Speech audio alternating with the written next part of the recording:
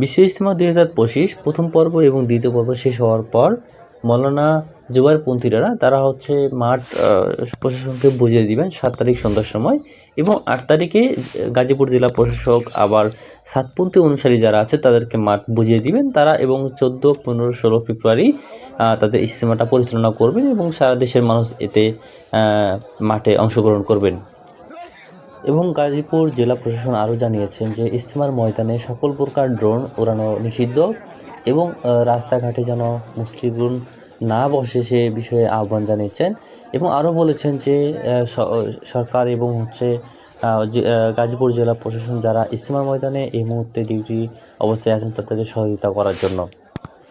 এবং মাঠে থাকা সকল মুসল্লিদের সাথে আমরা কথা বলেছি, তো তারা জানিয়েছেন যে এবার ইজতেমা খুবই শান্তিপূর্ণভাবে হচ্ছে, কোনো ধরনের কোনো বিশৃঙ্খলা এবং কোনো ঝামেলা নেই, এবং আগামী যে ইজতেমাগুলোতে হবে এবং আগামী 14, 15, 16 ফেব্রুয়ারি যে ইজতেমা হবে এতেও আল্লাহ তাআলা শান্তি বর্ষিত করুক বলে জানিয়েছেন তারা।